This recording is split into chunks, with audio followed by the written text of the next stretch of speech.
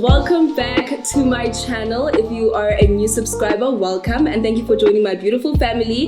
If you are a returning supporter, a regular, a day one, welcome back, honey, and thank you so much for coming back through to support the girl. And if you're not subscribed, please subscribe right now, because what are you doing if you are not subscribed? So I am joined here by my beautiful friend. Join me. Lasizwe. My F. My F. If you don't know Lasizwe, then I don't know what you're doing with your life. Hi guys, my name is Lasizwe. Is it Lasizwe or Normaizing you can see today? What do we have? Sorry, join me. A bit of both. A bit of both. Yeah, I just wanted to bring out Tricky Baby because she's coming back. Let me I was trying to pull like. Let me try it again. No, Tricky Baby's back. Living with Africa season 2. Yes. No, season 3. Oh. I'm so excited to see that. Yeah, I'm really excited. Love it. You're gonna love it. Like, you actually should have a cameo. Can I be thinking side chick? Who? Thingy. Yeah. I'm a cute girl. Cute as a girl. Actually, hey, oh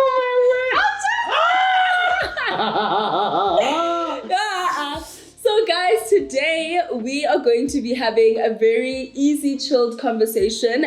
Basically introducing a new segment to my channel. And this is the first video. You're the first feature. Aren't you excited? I am, like, first of many. Like, we always do the first. Like, you were like a vlogger, beauty, what in my channel, acting. I'm here doing the first of everything. So in this segment, it is called Normalize Important Conversations. So I feel like around, as public figures or content creators, there's a lot of responsibility that comes with what we have. And you can obviously use your platforms for the good to educate people. But at the same time, there's so much pressure that comes from, audiences, or even people who are, secondhand followers, not even your own followers, where when you are taking that responsibility and you do speak out about anything, that can also be, misconstrued, or just like criticizing people, nitpick at it. So I moved away for the longest time from having a voice about anything, because I've always just really used my platforms for banter more than anything. And then obviously to push my love for makeup and content. And now I'm at a point where I'm just like, you know what? I get a lot of DMs from young girls who are always like to me, as much as people say things like, oh no, you're too open about, sex or whatever. Like, they appreciate those kind of conversations because it's not conversations they can have at home. So what I'm trying to improve on now is being able to have those conversations, but also educating people in the process. Like, I'm not just going to sit here and say a story time about my first time, but I'm also going to tell you about consent, and was it rape? Was I comfortable? You know what I mean? Mimi, you're growing, child. You're going, Maya Angelou. Oh. We're gonna grow, honey. Okay. So, today's conversation is just the challenges that you face as a Black creative. Yeah. And also you being someone who's openly gay, and like how you've dealt with all of that. Ooh. So there's quite a few questions, and I want it to be a conversation. So if there's anything that you want to throw back at me, I don't want you to feel like under pressure that you have to carry this entire episode on your back. Oh, my back hurts. Yeah. Okay, so let's get into it. The first question I have for you, friend, is: do you like being called an influencer? And what are your responsibilities as an influencer? Oh, girl, why are you asking so many difficult questions? What do you identify? Like, to be honest, like, must I be very, very like the word influencer? For me, I don't like it. Why? Do you like it? You know what? When I first started, there was a lot of talk around it's not nice being called an influencer, rather digital entrepreneur. Yeah. But you know what? The reality is, if you're influential, you're an influencer. Yeah, like for me, I think there's a better word. Like I don't like it because it sounds very like I worked very hard for my brand to be where it is today. Yeah. And like for someone to say, oh no, he's an influencer, like it sounds like an undermining term, like, oh no, Instagram, oh she just sells this, that. Like you call yourself a makeup guru, digital what, like you wouldn't see the man, you're shiner. For me, I'd rather call me like a public figure, because I'm not just someone that you see on the internet. I've got a reality show on MTV, I've got this, I've got businesses, I've got everything I do, I'm even YouTuber, but don't call me an influencer. Like I don't like it, for real. I feel like in a professional setting, I would like you to expand more, because I feel like influencer just narrows it down too much. Like someone could just amount you to having Instagram fame. Like there's YouTube. I'm also a YouTuber. Yes, and you actually create your own content. So you're also a content creator. So I get what you mean. And what would you think are your responsibilities, like considering everything that you have, the platforms that you have, the young people that follow you and look up to you? Hey, my responsibilities, child. Child, we got so many responsibilities. There's one time where someone's mom actually came for me in the DMs. She was like, I know! The role model. I know. They were like, girl, you are a bad role model for my child. I'm like, girl, like I am not your child's mother or father. Yeah. You are the mother here. If you feel like I'm a bad role model for your child, tell your child to unfollow me. Like for real, because I'm here to speak my truth and tell my story. Now, if my story doesn't relate to whatever you want to teach your child, then it's your responsibility as their parents to say, I don't want you to have Instagram because I'm avoiding you from seeing certain things that Lasizwe or Mihlali are posting about. I think another thing that parents forget is that firstly, you give your children access to all these platforms once you feel like they're at an appropriate age. Yeah. And you build the foundation of values, morals, everything at home. And the one thing that we do as public figures, I mean, we're young, we don't have kids. So I'm just living my truth and I'm sharing my truth with the world. And if I'm going through a phase of going out every single weekend, that's my truth. And I'd like to think that my audience is smart enough to take the good from me and possibly even learn from my own mistakes. Like when I got dragged, for example, for whatever the reason, you know? Yeah. So I always... What did you get dragged for? What have I not been dragged for? Anyway, so yeah. So the next question I wanted to ask you, I'd like to think of you as an entrepreneur. What are some of the challenges you deal with? Like people taking you seriously. Like if you step into a boardroom, like we're very young, and then here we are demanding like figures and stuff. Like we're like, girl, if you don't give me this amount of money, chair, I'm out. And this is where, you know, like people sometimes think that when you say, oh, I charge this amount of money, they think, you're thumb sucking. Yeah, you're thumb sucking. And it's because we know what we're doing. And you know how much work goes into it. Exactly. And also you don't work alone, you have an entire team. So a whole, I have a lot of people. And if now I do it for exposure, like, is exposure going to be my rent? Are you going to eat exposure? Am I going to eat exposure? Is exposure going to take me to signature? I don't think so. Is it going to pour gas in your car? I don't think so. No, it's not. No, it's not. So those are the challenges, especially when you're young. And where we're going now, like 10 years ago, celebrities never had the opportunity to be where we are now. Because there wasn't the Instagram or the Facebook or whatever. And now here is Instagram and Facebook, and we're like living our true color ourselves, and people are loving it. And they had to move from newspapers and radio, because back then to be relevant you had to be on newspapers, radios, and TV commercials, everything. And then here we are just on Instagram. You just post a picture saying, I take your man, I still keep mine. And everyone's like, oh my God, it's Mihlali. I think what I really appreciate about social media, not only is it like another stream of income for entertainment, but it's also a platform that allows you to sort of write your own story and really be in control of what you put out. Whereas with traditional media, and that's why for the longest time celebrities weren't deemed relatable. Everything was very far off because we only see Bonang presenting and we only hear her on radio. And whereas read now about we get her, to see stories of Lasizwe in his house. And, you know, so we're sharing much more with people. So that's one thing I really appreciate. So what is your favorite part about your job? What do you find the most rewarding? So rewarding, and I want you to separate the favorite part. Favorite part can something be very light-hearted, like maybe even, you know, having the freedom to wake up at 10, for example. And then the most rewarding, like one moment where you felt like, this is my purpose, and I feel like I'm living it and I'm fulfilling it. Like, what was the most rewarding moment in your career? I think the most rewarding moment in my career has to be waking up and doing what you love. Like, for real. Like, some people wake up in the morning like, oh my God, I have to go to work. Like, for me, I don't know about you, I wake up in the morning, I'm like, girl, which wig am I putting on today? Good morning, spirit! You know,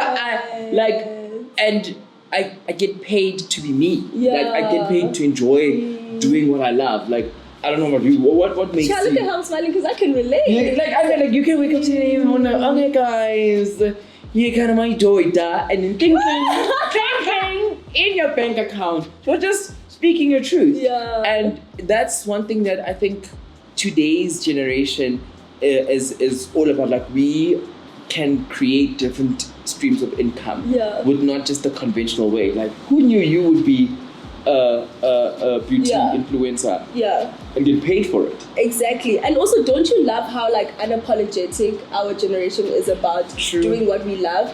I really have to give you guys dab. Shout out to all the young people watching this.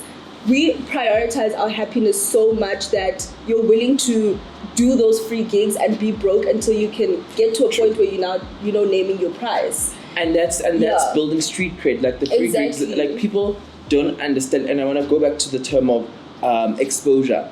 The word exposure is actually a currency. Like we now can say to you and I can say, no, we don't do it for exposure because we've built, we've ran the curation. We did all the exposure. We did all the exposure.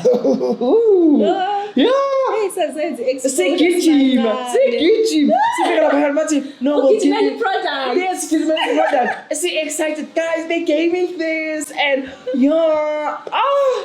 it's a process, it's a journey. You have to go through it in order to be one day successful. So you can understand, because at the end of the day, if someone had to ask me, would you go from 0 subscribers again? I'd say yes. Let's do it. Because I love what I do. Like, would you go from 0 subscribers again? I would do it all over again. And I feel like the way I would want to do it even much better than what I did when I started. Because I felt like I was sort of like, dabbling and trying to figure out, find my ground and sort of teaching myself as I go along and like learning how to make this a business more than anything. If I could do it all over again, I think I would redo it and I'd probably be much further. Not that I regret my journey. I absolutely am. Your journey is the best journey ever. Yeah, but you get what I mean. So regarding price and exposure, at which point were you confident enough to name your price?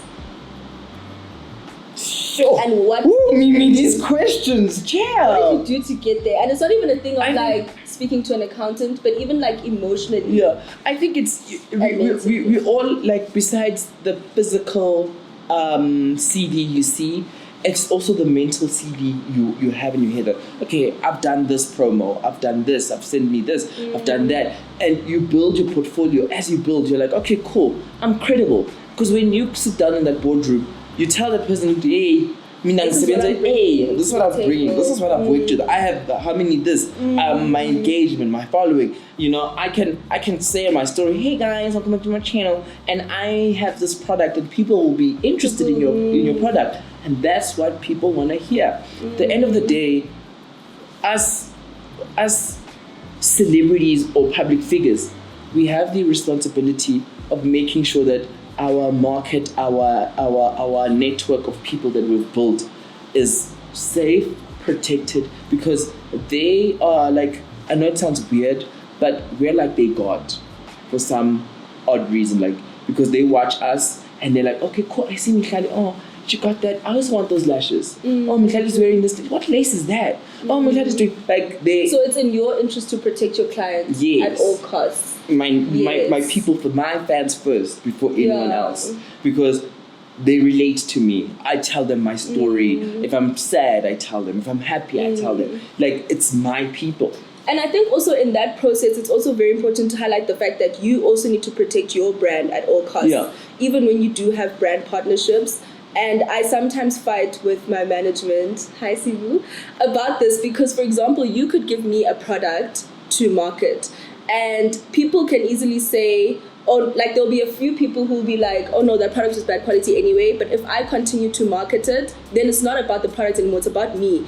It's like I lose my credibility, my audience loses their trust in me, and that completely F's up my brand. Yeah, because so you're marketing something that is not of your quality. Exactly. And so that's also something young creatives or people who aspire to be this, that's something you should really prioritize and never, ever, ever trade that for a check, ever, ever.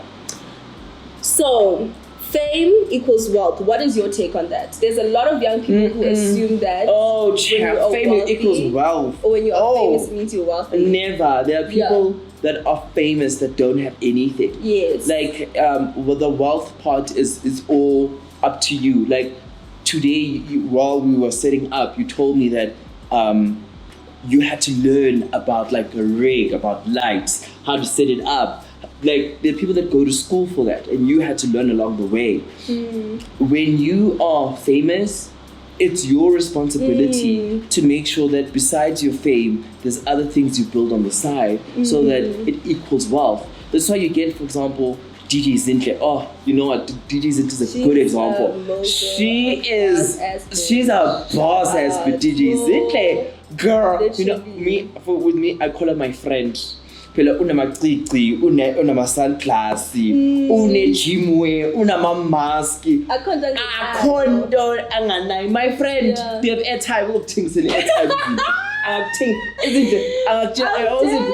When my friend, I just need airtime to organize it. And that is very important, because then people see Obazintle and say, okay, cool, she's working, she's doing this.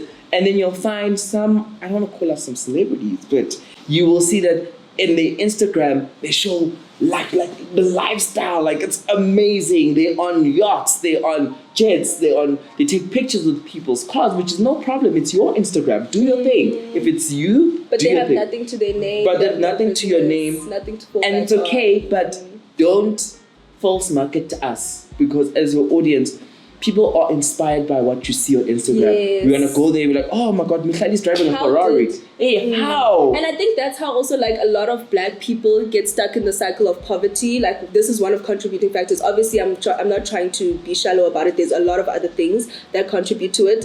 But that whole thing of, you know, that relative who comes to Joburg makes it, and then they go back home and they can't necessarily put the other siblings on. Yeah. Maybe some people, their riches come from, you know, a wealthy partner, which is all well and fair if that's what you want. And it's okay. No judgment. And then there's certain people who maybe don't even want to put other kids on. So even just seeing the hard work putting that goes on, into let's tap into putting on. Putting on, like, it's a not different even putting on, like, friend, you put on people by putting out information there. You don't literally have to take everyone under your wing and mentor them. But we know that you're on YouTube. That's another, you know, form of income. And I'm sure you've given YouTube advice to people, for example. So that's just another way of putting on. So what was my point? Your point is, child, I'm going to take your man and I'll still keep So that was my whole point. So the whole point of that question is just to say that they what is it? Fame doesn't equal wealth. Fame doesn't. You need to be business minded, and you need to be able to utilize your fame to make the money. And the thing is that in this industry, to turn it 20,000 last 6 months, because in the next 6 months, then you get a job. Another gig, my love. See, it's a very tricky industry. And then also with that 20K, you have to put it back into your business to make more money. Because, darling, it is all. And lapho ukumbutini lifestyle yakho ngithi you are a slave. Fana sikubone udla itash. Sikubone ungene zar. And it's 6 months akakapheli. Say a week. Ungene zar.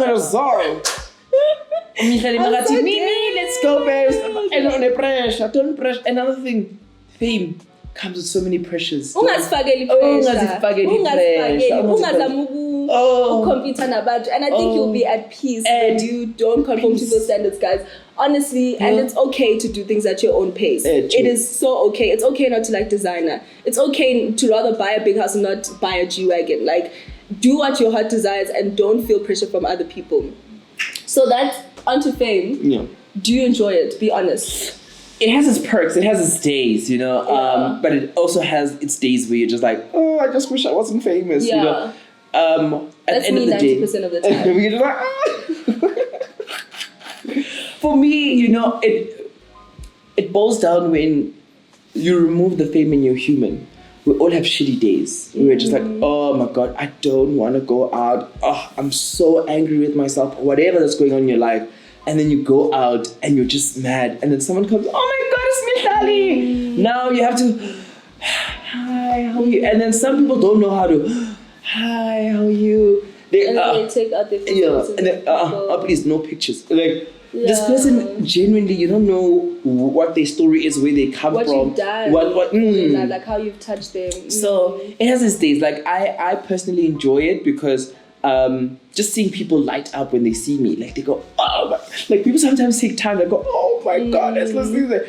And then I can see it. Like, I've seen this for 5 years. Like, I've been in this game for 5 years where people are just like, oh my God. And then now, we're just trying to plan. Am I going to greet you? Am I just going to stare at you? Yeah, like, where's Trabara? Am I going to ask for a picture? Like, the most funniest fan moment I've had was someone came and then it's like, hi, how are you? Great. I just wanted to ask, what time is it? I'm like, oh no, it's 1 o'clock. Like, phone, so I just wanted to say hi. I'm like, hi, nice to meet you. And then he's like, oh no, so I just want a picture. Not for me. No, I'm not my cousin at home is a fan. Yeah. Are you sure? I was like, no, yeah. I'm like, okay, shoot her, babes. And then he's like, oh my God, I'm such a fan. I'm like, oh, that for me, like, I love it, like, because I do the same for like anyone. For anyone that I look up to. Like, I'd also freeze. I mean, if Beyonce was here, would also be like you'd say, girl. I also enjoy it. I think there's a lot of positives that come, the way you impact people's lives, and also just the opportunities that come with it. There's a lot of rewards, there's a lot of blessings. But I have bad social anxiety. So I sometimes really just want to go to the mall and just like no one stares, or I don't care. And they stare at you. Yeah, like things like that make me panic a bit. I don't know why I don't get used to it. So I think that's really the downside for me. And then another downside is just people not respecting your privacy. I know. I don't like that. I know. Like, you'll be eating and then someone comes, like, you're in the middle of a meal. It's delicious. This meal is going in. And then someone just comes. Or sometimes you'll be out with your friends, and like not all of us have friends. Like, not all my friends are famous. So sometimes, there've been nights where I was at Rockets with friends, and then I catch someone taking a snap of us. Yeah. And obviously that makes the people I'm with uncomfortable. So it's just small things like that. But at the end of the day, the positives outweigh the negative. Shout out, we love you guys, and we appreciate you.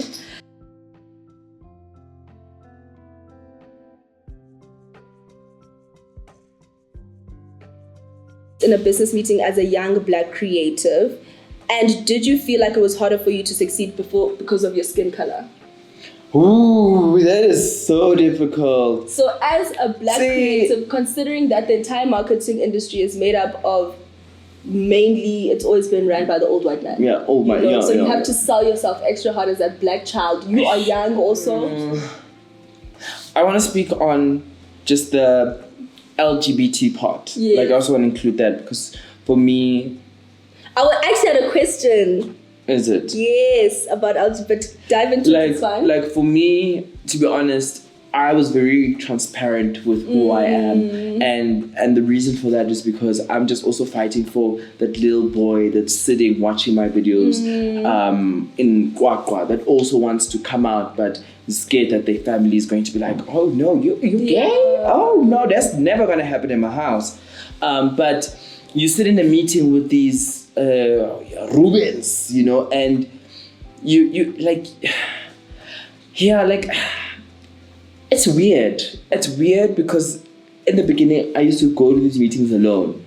And that's where they exploit you. That's where they take advantage of you. This is where they see you. And plus, when you see me at 12, they see you like a small child. And until then, I that's when I even started answering my emails as someone else. Like that too, when I first started, I used to lie and act like I had an assistant. I worked alone.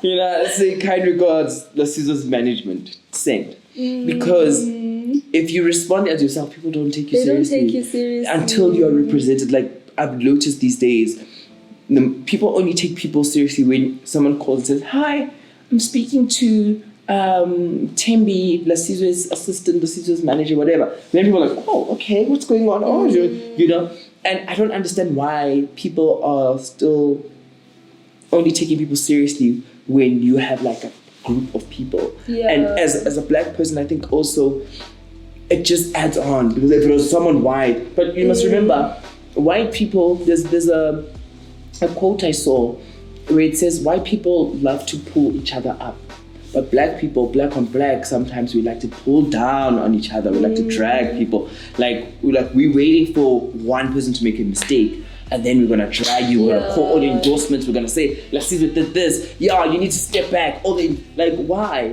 And that's so evident on Black Twitter. Sorry to cut you off, friend, because Umdu would rather trend, or they'd rather make someone trend multiple times for negative things, but whenever someone does good, positive, they don't. No one speaks on it. Nah, you'll post it. Hey guys, and that's a serious problem. It's a within the black on black. That we need to address, child.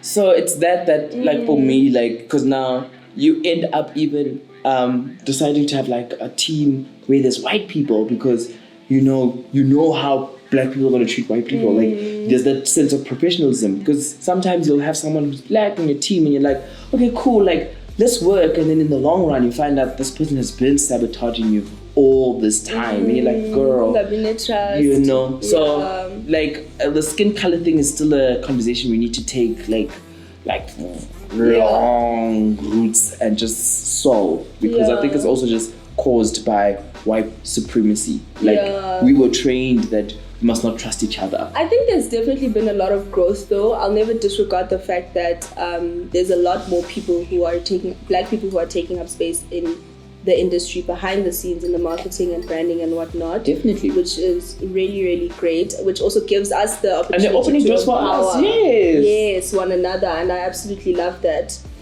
So just to add to the previous conversation is that I think another reason why people don't take creative seriously, or people exploit them, is just that whole thing of undermining talent.